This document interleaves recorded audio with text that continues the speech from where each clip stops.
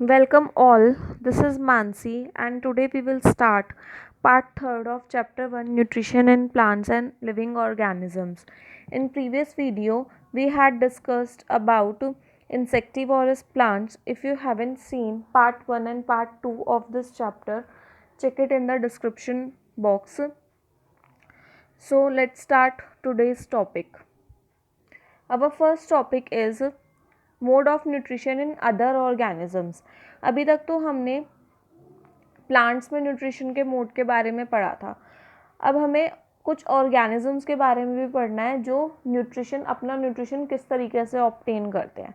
First is saprotrophic mode of nutrition. Saprotrophic nutrition क्या होता है? फर्स्ट, सेप्रो का मतलब होता है रॉटन मतलब सड़ा हुआ. ट्रॉफिक का मतलब होता है फूड. सेप्रोट्रॉफिक न्यूट्रिशन एक ऐसी प्रोसेस है in which the organism feed on dead and decaying matter, जिसके अंदर कोई भी जो ऑर्गेनिज्म है वो डेड एंड डिकेइंग मैटर को फीड करता है, डेड एंड डिकेइंग मैटर को खाता है, जो मर गया है, मतलब जो ऐसा सड़ी हुई चीज़ है, उन चीज़ों के ऊपर ये लगते हैं बैक्टीरिया और fungus. The organism secrets digestive juices directly on the food. इसके अंदर क्या करते हैं, ये डायरेक्टली डाइजेस्टिव जूसेस सीक्रेट करते हैं उस फूड के ऊपर डायरेक्टली जूसेस, जो डाइजेस्टिव जूसेस होते हैं वो निकालते हैं, और यही डाइजेस्टिव जूसेस फूड को सॉल्यूबल फॉर्म में कन्वर्ट कर लेता है, जिसको ये ऑर्गेनिजम्स डायरेक्टली एब्जॉर्ब कर सकते हैं, डायरेक्टली उसको खा लेते हैं. एग्जाम्पल्स हैं इनके फंजाई, राइजोपस जो ब्रेड मोल्ड पे मिलेंगे, mucor, yeast, agaricus. Next is fungi grow on. अब आपने फंजाई देखा होगा, वो ज़्यादातर आप यूजुअली देखते होगे कि आप पिकल्स खाते हो, आप अचार खाते हो, तो उसके अंदर ऊपर वाइट कलर की लेयर फॉर्म हो जाती है, वो फंगस की वजह से ही होते हैं. ऐसे ही आपने लेदर क्लोथ्स में देखा होगा, नॉर्मल क्लोथ्स में भी देखा होगा, आर्टिकल्स, बर्तन हो गए कोई पुराने रखे हुए, उनके ऊपर भी आपने कभी कभार देखा होगा कि इस टाइप की फंगस फॉर्म हो जाती है. अब ये usually hot and humid weather में होता है. अभी ये जो जून जुलाई का महीना जो आएगा, ये जो मंथ आएगा, इसके अंदर ऐसा ही मौसम होता है जब गर्मी भी बहुत ज़्यादा होती है, सबको स्वेट भी बहुत ज़्यादा होता है. ये हॉट एंड ह्यूमिड वेदर की वजह से ही होता है. इसमें क्या करते हैं ऑर्गेनिजम्स, फूड डाइजेस्ट करते हैं अपने सेल्स के बाहर, सेल्स और बॉडी के बाहर ही ये अपने फूड को डाइजेस्ट करते हैं. इसमें ये प्रोसेस होती है. इसी प्रोसेस की वजह से इसको एक्स्ट्रा सेलुलर डाइजेशन कहते हैं. इनके जो मेथड है, इस मेथड को इसलिए एक्स्ट्रा सेलुलर डाइजेशन मेथड कहा जाता है. नेक्स्ट इज जो ऑर्गेनिज्म सेप्रोट्रॉफिक मोड को फॉलो करते हैं, उन ऑर्गेनिजम्स को सेप्रोट्रॉफ्स कहा जाता है. यहाँ पे आप ये ब्रेड देखेंगे, ब्रेड पे आपने यूजुअली इस टाइप का टेक्सचर देख रखा होगा, ये ग्रीनिश ब्लूइश कलर का टेक्सचर है. इसके अंदर बेसिकली क्या है, इसके अंदर कॉटनी काइंड ऑफ ग्रोथ हो जाती है, कॉटनी ग्रोथ होती है ग्रीनिश ब्लूइश कलर की. ये किस वजह से होता है? ये फंगस और बैक्टीरिया की वजह से ही होता है. ये अपना जितने भी डाइजेस्टिव जूसेस होते हैं ये इसी ब्रेड के ऊपर डालेंगे और इसी को ही ये धीरे धीरे डाइजेस्ट करते रहेंगे. Next is symbiotic relationship. Symbiotic relationship का मतलब है कि जब ऑर्गेनिजम्स एक दूसरे के साथ रहते हैं क्लोज एसोसिएशन मीन्स एक दूसरे के साथ आसपास ही रहते हैं, तो उसमें क्या होता है, ये एक ऐसा रिलेशन डेवलप कर लेते हैं जो दोनों के लिए बेनिफिशियल होता है. उस रिलेशनशिप को ही सिम्बायोटिक रिलेशनशिप कहा जाता है.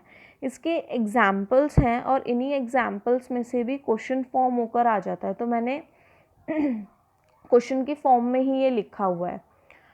First is how algae, fungi and trees help each other. अब एल्गी, फंजाई, ट्री एक दूसरे की हेल्प कैसे करते हैं, एक दूसरे के साथ सिम्बायोटिक रिलेशनशिप कैसे बनाते हैं. तो first is some algae and fungi live in the roots of the trees. कुछ एल्गी एंड फंजाई ऐसे होते हैं जो ट्रीज की रूट्स में रहते हैं. ये क्या करते हैं, ये फर्स्ट ऑफ ऑल ट्री इनकी क्या हेल्प करेगा, ट्री इनको शेल्टर और न्यूट्रिशन प्रोवाइड करवाएगा. रिटर्न में ये फंजाई और एल्गी क्या करेंगे, ये दोनों हेल्प करेंगे ट्री को minerals, water and minerals absorb करने में. तो दोनों ने एक दूसरे की हेल्प करी, दोनों ने एक दूसरे के साथ सिम्बायोटिक रिलेशनशिप फॉर्म करा. Next is how lichens form. अब लिचन्स कैसे बनते हैं. लिचन्स बेसिकली क्या होते हैं, आपने ट्री की बाक में नीचे देखा होगा या फिर रूट्स में भी ये लिचन्स मिल जाते हैं। ये होते हैं फंगस और एल्गी की ग्रोथ से। फंगस और एल्गी जब दोनों एक दूसरे के साथ मिलते हैं ना तो ये लिचन्स फॉर्म कर देते हैं।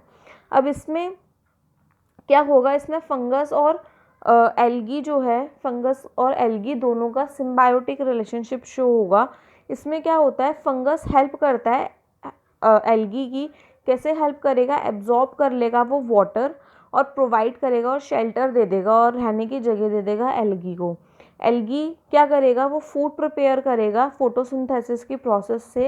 एज प्रीवियसली डिस्कस्ड के एल्गी में ग्रीन कलर का क्लोरोफिल होता है, जिस वजह से वो फूड अपना खुद बना सकता है फोटोसिंथेसिस की प्रोसेस से।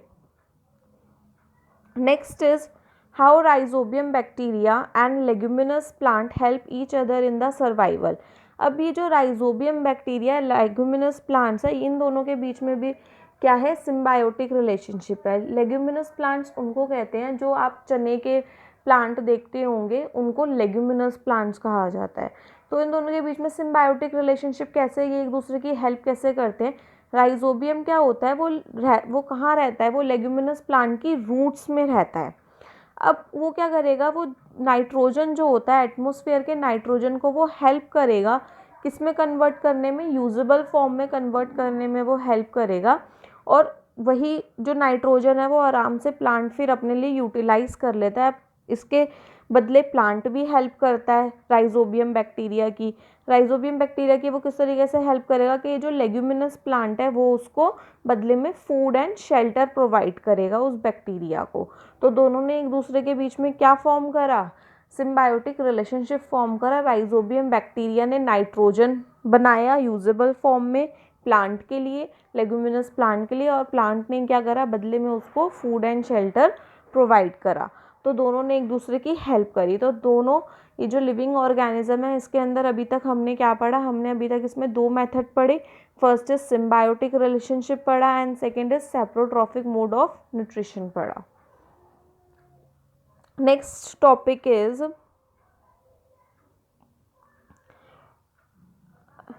Topic is how are nutrition replenished in the soil.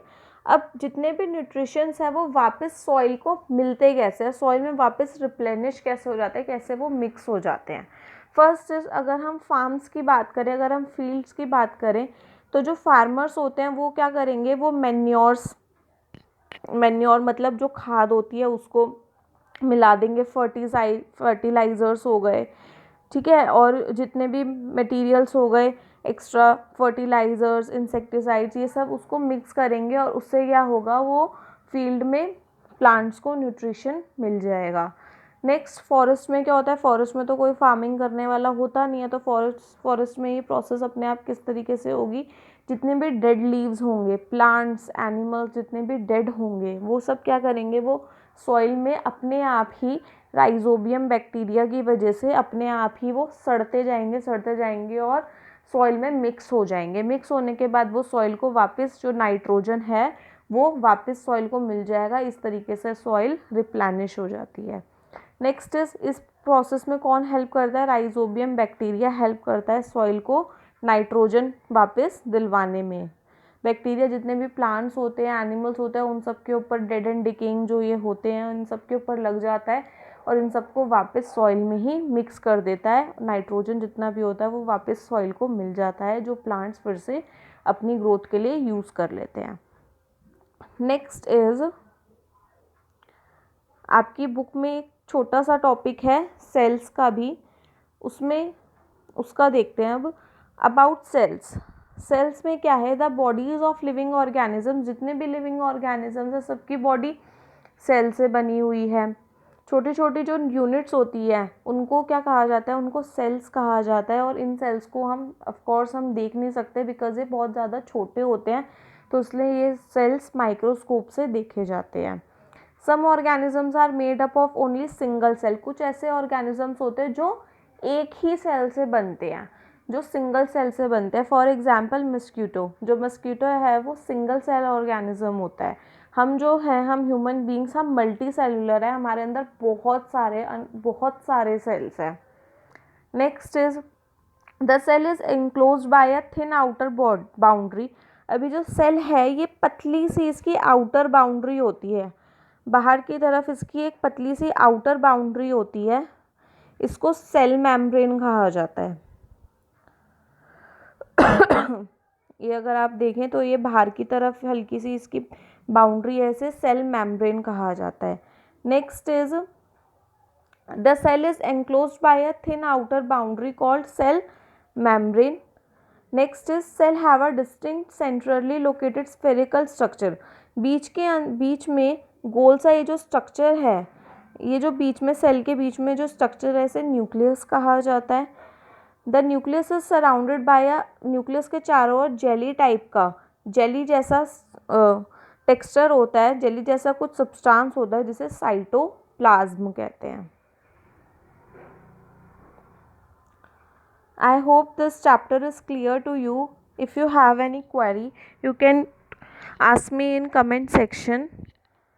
And if you like this video, do like and subscribe. And thank you for today.